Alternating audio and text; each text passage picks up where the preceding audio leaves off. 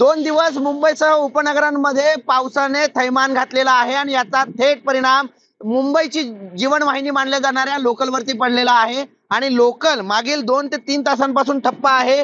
कसारापर्यंतची local ही पूर्णतः ठप्प झालेली आहे आणि आता पर्यायी मार्ग म्हणून लोकांनी प्रवाशांनी ट्रॅकवरून जाण्याचा मार्ग अवलंबलेला आहे। दादा, कुठून आपण चालत आलेला आहात आणि कुठे जायचं आपल्याला? आम्ही आता मुलुंडवरून चालत आलो, डोंबिवलीला जायचं तर ठाणा स्टेशनला जातोय। पण रेल्वे प्रशासनाकडनं काही माहिती मिळते कधी ट्रेन येणार आहेत काय? अनाउन्समेंट करतायत पण ट्रेन काय वेळेवर नाही आहे। तुम्ही कुठून आलायत?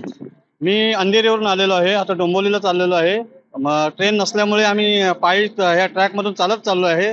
बघतो तर ट्रेनचं काही अवस्था दिसत नाही, त्याच्यामुळे पावसाचं पण प्रमाण जास्त आहे, त्यामुळे आम्हाला खूप त्रास होतोय या मार्गाने जायला। आम्ही आता मुलुंडवरून चालत इथपर्यंत आलेलो आहोत, अजून आम्हाला ठाण्याला पोहोचायचं आहे।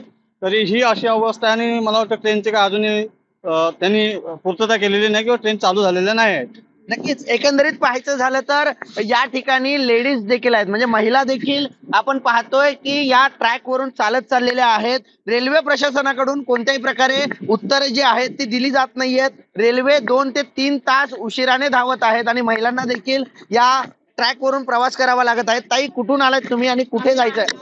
डोंबिवलीला जायचं। रेल्वे प्रशासनाकडून काही कळतंय किती वाजेपर्यंत ट्रेन येणार आहेत?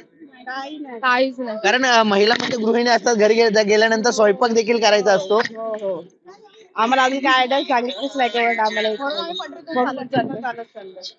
नक्कीच आपण जर पाहिलं तर या ठिकाणी आपण ठाण्यात आणि मुलुंडच्या दरम्यान असणाऱ्या ट्रॅक वरती उभे आहोत आणि या ठिकाणावरून आता रेल्वे ज्या आहेत त्या अशा प्रकारे ठप्प झालेल्या आपल्याला पाहायला मिळतात। एकाच ठिकाणी या रेल्वे ज्या आहेत त्या 3 रेल्वे ज्या आहेत त्या एकाच ठिकाणी थांबलेल्या आहेत, त्यामुळे कोणताही पर्याय या प्रवाशांकडे नाहीये आणि यामुळेच हे सर्व प्रवासी ट्रॅक वरून प्रवास करताना आपल्याला पाहायला मिळत आहेत। त्यामुळे रेल्वे प्रशासन आता या प्रवाशांच्या समस्येकडे कशा प्रकारे पाहतंय, रेल्वे प्रशासन लवकरात लवकर या प्रवाशांसाठी लोकल सेवा उपलब्ध करून देत आहेत का, हे पाहणं महत्वाचं असणार आहे। कुणाल भोईटे, जय महाराष्ट्र न्यूज, ठाणे।